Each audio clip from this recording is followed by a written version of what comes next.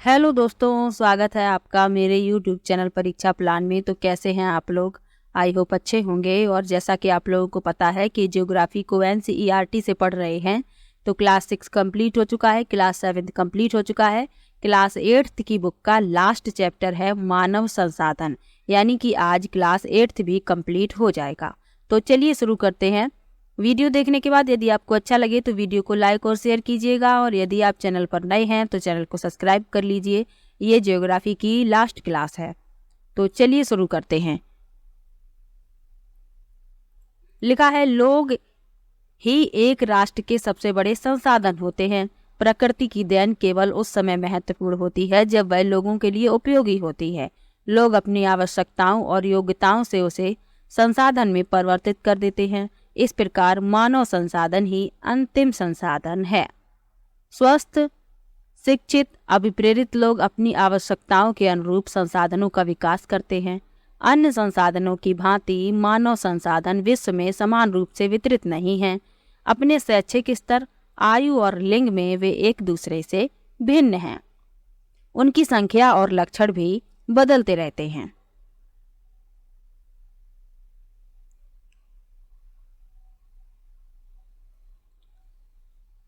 यहाँ पर एक महत्वपूर्ण तथ्य लिखा हुआ है। प्रधानमंत्री कौशल विकास योजना PKVY को 2015 में 1 करोड़ भारतीय युवाओं को 2016 से 2020 तक प्रशिक्षित करने के उद्देश्य से शुरू किया गया था। इस योजना का उद्देश्य संभाव्य और मौजूदा रोजगार अर्जक को गुणवत्ता प्रशिक्षण प्रदान करके रोजगार योग्य कौशल की योग्यता को प्रोत्साहित करना है। अब लिखा है, जनसंख्या का वितरण। भूपृष्ठ पर जिस प्रकार लोग फैले हैं उसे जनसंख्या का वितरण का प्रतिरूप कहते हैं। विश्व की जनसंख्या का 90% से अधिक भाग भूपृष्ठ के लगभग 30% भाग पर निवास करता है, यानी कि 90% जनसंख्या पृथ्वी के केवल 30% भाग पर ही रहती है। आगे लिखा है, विश्व में जनसंख्या का वितरण अत्यंत असमान है।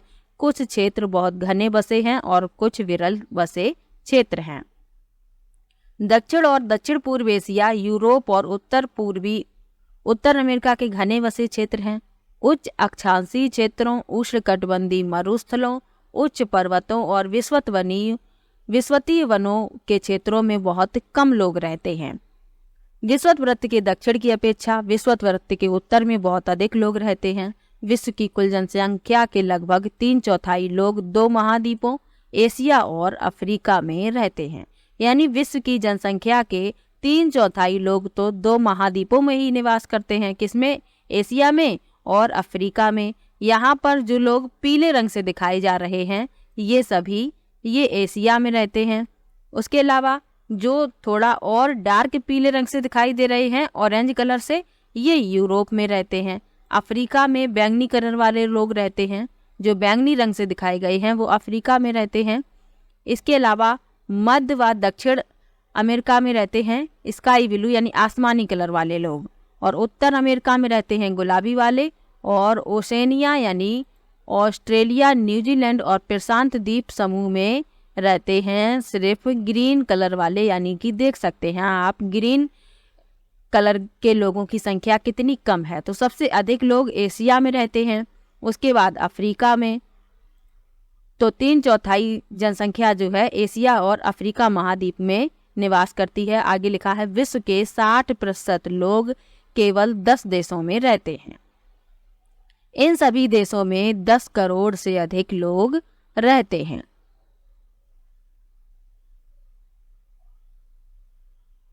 यहाँ पर आप देख सकते हैं जनसंख्या मिलियन में ग्राफ दिखाया गया है। विश्व की घनी आबादी वाले देश विश्व के रूपरेखा मानचित्र पर इन देशों को चिन्हित करें।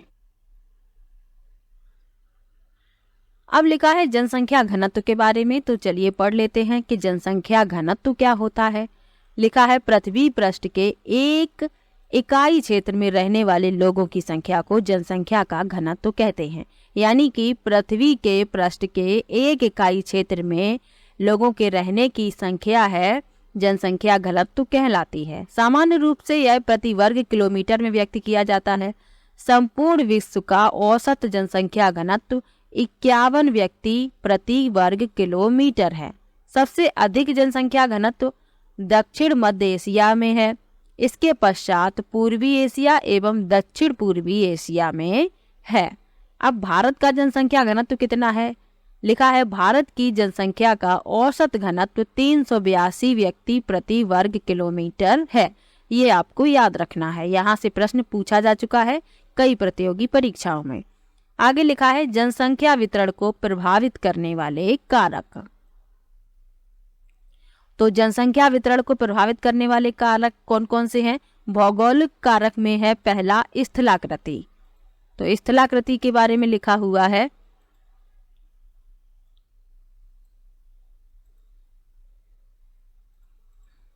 लोग सदैव पर्वतों और पठारों की तुलना में मैदानी भागों में रहना पसंद करते हैं, क्योंकि ये क्षेत्र खेती, विनिर्माण और सेवा क्रियाओं के लिए उपयुक्त होते हैं।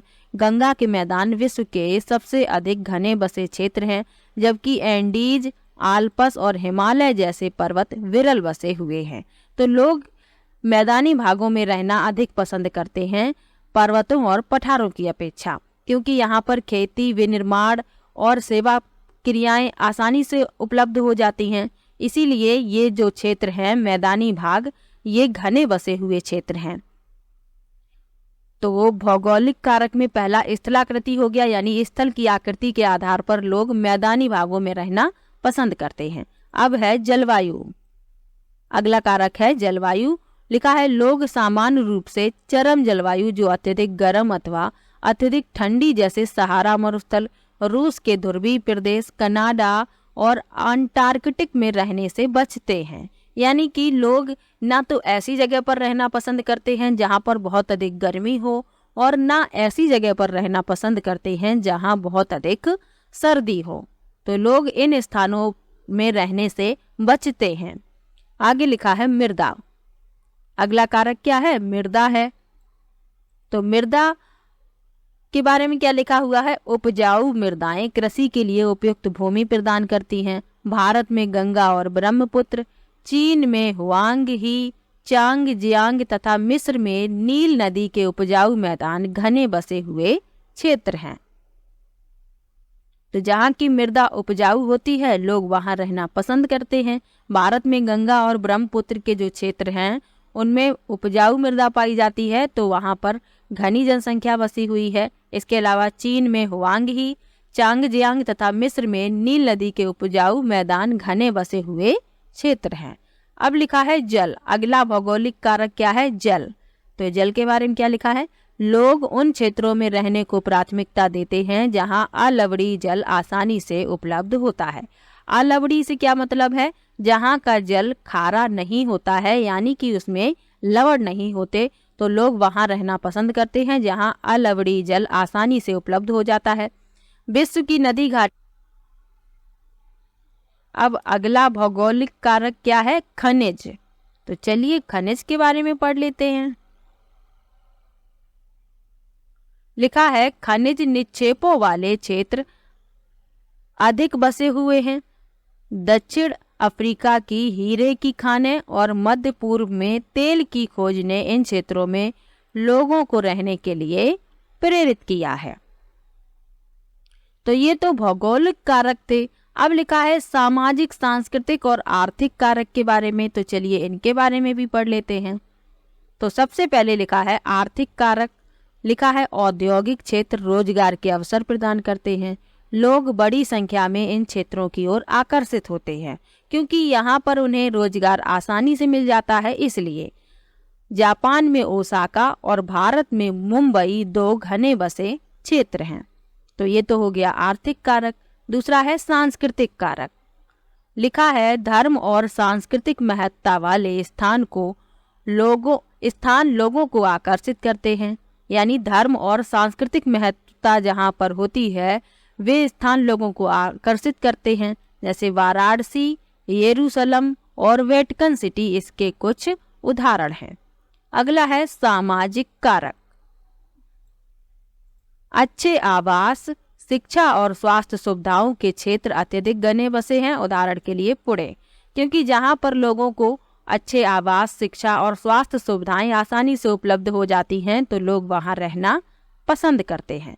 आगे लिखा है जीवन प्रत्याशा के बारे में। यहाँ पर शब्दावली में जीवन प्रत्याशा के बारे में लिखा है, यह उन वर्षों की संख्या है जिसमें औसत व्यक्ति के जीवित रहने की आशा की जा सकती है।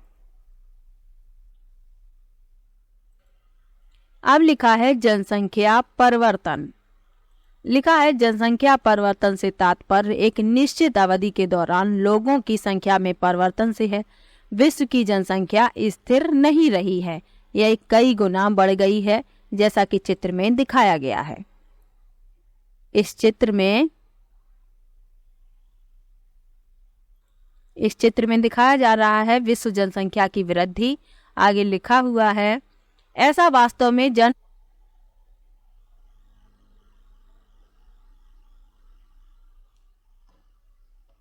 मानव इतिहास की लंबी अवधि में सन 1800 तक विश्व की जनसंख्या धीरे धीरे बढ़ी।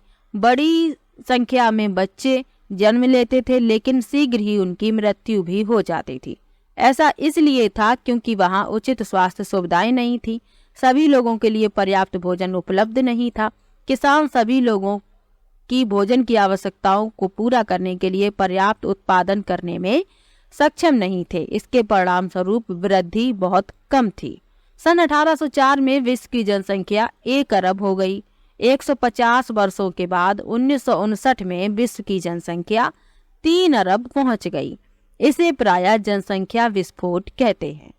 1999 में 30 वर्ष की अवधि से कम में जनसंख्या दुगनी यानी 6 अरब हो गई। इस वृद्धि का मुख्य कारण खाद्य आपूर्ति एवं औषधियों के कारण मृत्यु दर कम होना है, जबकि जन्म दर अभी भी बहुत अधिक रही। आगे लिखा है जन्मों को साधारणतः जन्म दर में आंका जाता है। जन्म दर अर्थात प्रति 1000 व्यक्तियों पर जीवित जन्मों की संख्या में मापा जाता है। मृत्यु दर को प्रति 1000 व्यक्तियों पर मृतकों की संख्या में मापा जाता है। किसी क्षेत्र विशेष में लोगों के आने जाने को प्रवास कहते हैं, तो ये बात आपको याद रखनी है। किसी क्षेत्र विशेष में लोगों का आना जाना क्या कहलाता है? प्रवास। जन्म और मृत्यु जनसंख्या परिवर्तन के प्राकृतिक कारण हैं। एक देश के जन्म दर और मृत्यु दर के बीच के अंतर को प्राकृतिक वृद्धि दर कहते हैं। विश्व में जनसंख्या बढ़ने का मुख्य कारण प्राकृतिक वृद्धि दर का तीव्रता से बढ़ना है। यहाँ इन चित्रों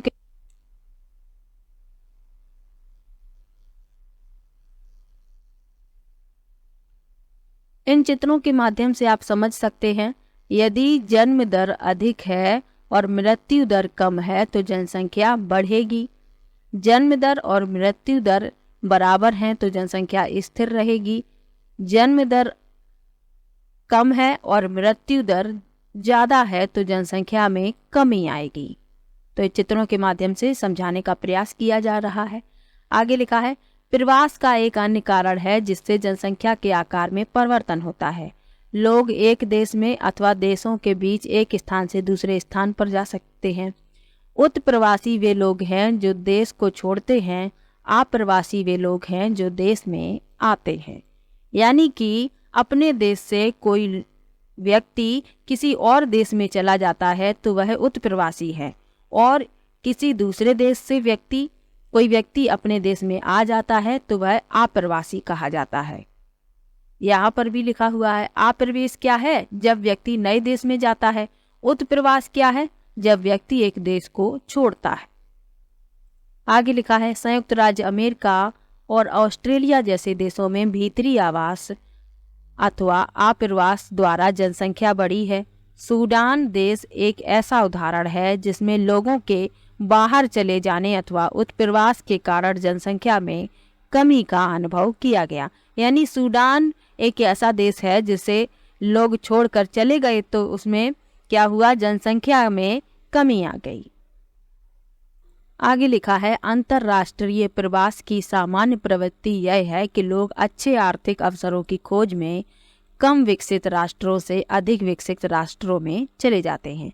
देशों के अंदर बड़ी संख्या में लोग रोजगार, शिक्षा और स्वास्थ्य सुविधाओं की खोज में ग्रामीण क्षेत्रों से नगरीय क्षेत्रों की ओर चले आते हैं, क्योंकि ग्रामीण क्षेत्रों में उन्हें सुविधाएं नहीं मिलती हैं, शिक्षा की, स्वास्थ्य की, रोजगार की। इसीलिए लोग क्या करते हैं, ग्रामीण क्षेत्र को छोड़कर शहरी क्षेत्र की ओर चले आते हैं या नगरीय क्षेत्र की ओर चले आते हैं। अब यहाँ पर लिखा हुआ है जनसंख्या परिवर्तन के प्रतिरूप। लिखा है जनसंख्या वृद्धि की दर।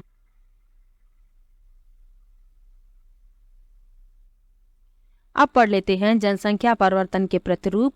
लिखा है जनसंख्या वृद्धि की दर विश्व में अलग अलग है। यद्यपि विश्व की कुल जनसंख्या तीव्रता से बढ़ रही है, तथापि सभी देशों में यह वृद्धि अनुभव नहीं की जा रही है।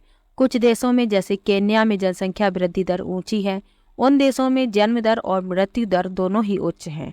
हाल ही में स्वास्थ्य सेवाओं में सुधार के साथ मृत्यु दर कम हो गई, परंतु जन्म दर अभी भी अधिक है, जिससे वृद्धि दर बढ़ रही है।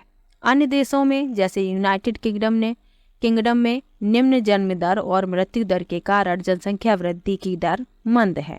यानी कि वहां पर जन्म दर कैसी है, निम्न है, और मृत्यु दर कैसी है, मृत्यु दर भी निम्न है। इसके कारण जनसंख्या वृद्धि दर कैसी है, मंद है।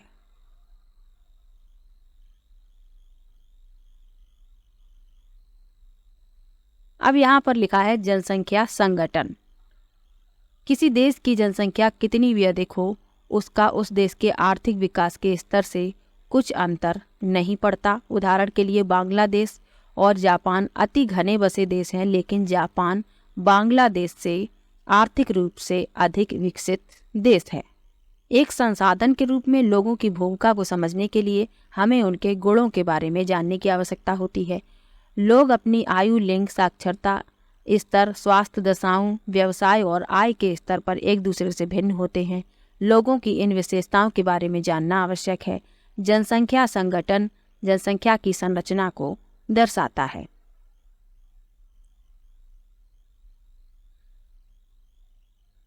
यहाँ पर आप चित्र में देख सकते हैं, प्रत्येक व्यक्ति समाज के लिए एक संभाव्य साधन है। मानव संसाधन के रूप में आपका योगदान क्या है? ये क्या कह रही हैं? मैं अपने पोते पोतियों को कहानी सुनाती हूँ, मैं सेतु बनाता हूँ, मैं घर की देखभाल करती हूँ, मैं किसान हूँ, अनाज उगाता हूँ, मैं विवाह समारोह में गाता हूँ, मैं कैंसर उपचार की औषधियों के लिए शोध कर रही हूँ। तो प्रत्येक व्यक्ति जो है समाज में एक संभाव्य साधन है और मानव संसाधन के रूप में अपना योगदान देता है। आगे लिखा है जनसंख्या संगठन हमारी यह जानने में सहायता करता है कि कितने पुरुष हैं और कितनी स्त्रियां हैं, वे किस आयु वर्ग के हैं, कितने शिक्षित हैं और वे किस प्रकार के व्यवसाय में लगे हैं, उनकी आय का स्तर क्या है और स्वास्थ्य दशाएं कैसी हैं। एक देश के जनसंख्या संगठन का अध्ययन करने की एक रुचिकर विधि जनसंख्या पिरामिड है, जिसे आयु लिंग पिरामिड भी कहते हैं।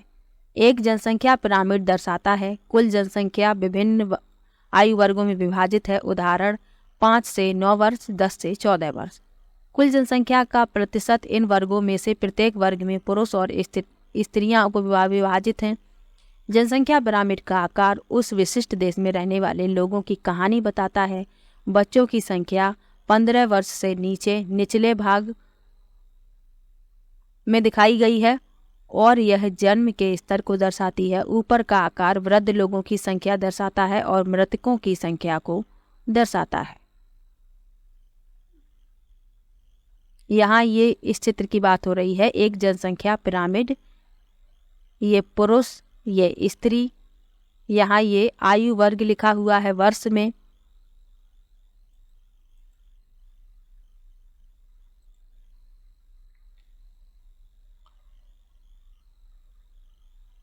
आगे लिखा है जनसंख्या पिरामिड एक देश में आश्रित लोगों की संख्या बताता है। युवा आश्रित वर्ग 15 वर्ष से कम आयु के और वृद्ध आश्रित लोग 65 वर्ष से अधिक आयु के आश्रित आयु जनसंख्या के अंतर्गत आते हैं। कार्यरत आयु वर्ग 15 से 65 के लोगों को आर्थिक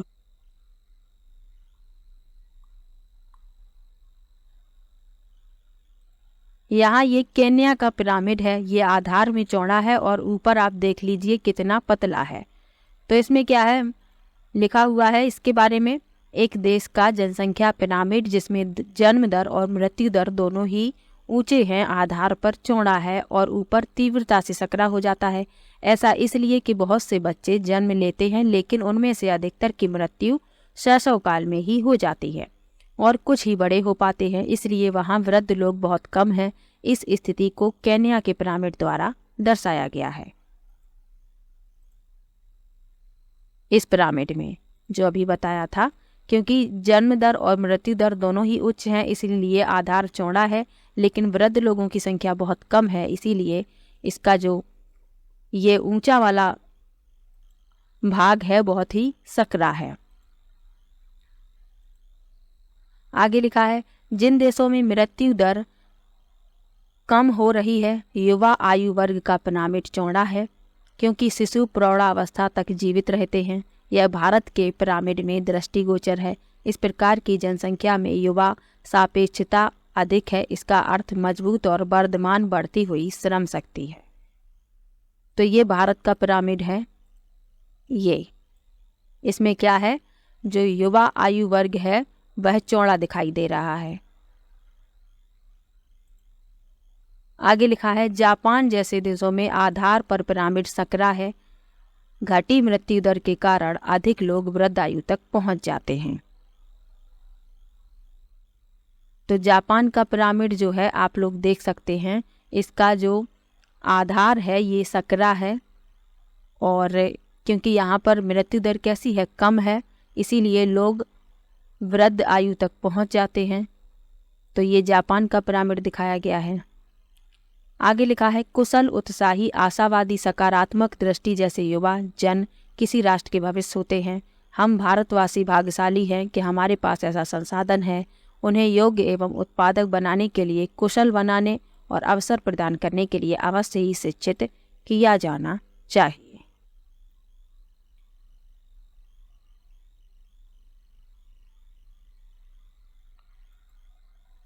तो ये ज्योग्राफी की लास्ट क्लास है।